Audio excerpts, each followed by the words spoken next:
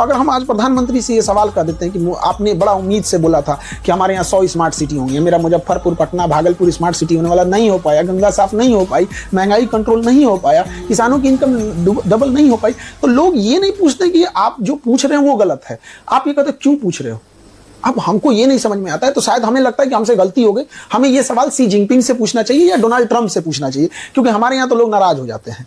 या तो फिर हमको मनमोहन सिंह से पूछना चाहिए, नेहरू से तो पूछेंगे नहीं। तो हम कहाँ जा रहे हैं? लोकतंत्र की असली चीजें तो यही होती है। यदि हम आपको नीचा दिखाने की कोशिश करें, यदि हम आपको मतलब राजनीतिक रूप से प्रेरित होकर बात बोले या बदतमीजी वाली भाषा बोले, जरूर सवाल कीजिए। हम यही कह रहे हैं कि आज 5 रुपया, जो 1 रुपया किलो चावल दे रहे हैं, 2 रुपया किलो गेहूं चावल जो दे रहे हैं, 5 किलो भात, उसको पकाने के लिए 1100 रुपये वाला सिलेंडर लग रहा है। जो लोग बीजेपी के समर्थक हैं वो खासतौर से उन लोगों से आपत्ति जताते हैं जो सिर्फ और सिर्फ आलोचना करते हैं प्रधानमंत्री की या बीजेपी सरकार की।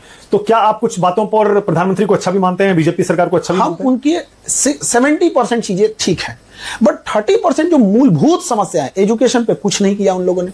मेडिकल में आप देखिए, एम्स खोल देने से नहीं होता। आप अगर आपके हार्ट में, अभी मेरे यहाँ एक बच्ची है नीचे बैठी होगी आपको, उसके हार्ट में 3 सुराख है, पटना एम्स में इलाज नहीं हो सकता है, काहे को खोले एम्स?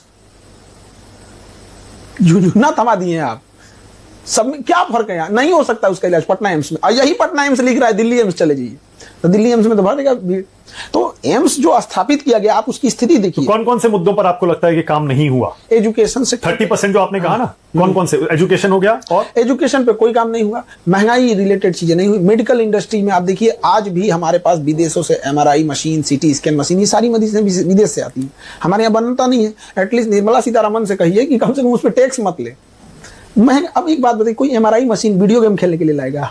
जो बड़ी बीमारी है उसकी जांच करने के लिए लाएगा, उस पर क्या जरूरत है टैक्स लेने की? आप कहते हैं एक और बेटी पढ़ाओ और बेटी बचाओ, अब बेटी के ऊपर एजुकेशन पे 18% GST ले रखे हैं। वो आप सिनेमा देखने जाइए, 18% GST। अब मेरे यहाँ पढ़ने आइए, 18% GST। मतलब हमारे वित्त मंत्रालय के अधिकारियों और वित्त मंत्री के नजर में सिनेमा देखना और पढ़ना बात बराबर ही है। Entertainment and education same tax, ये तो गलत चीजें हैं ना। आप हम किसको बोले? जिनपिंग को?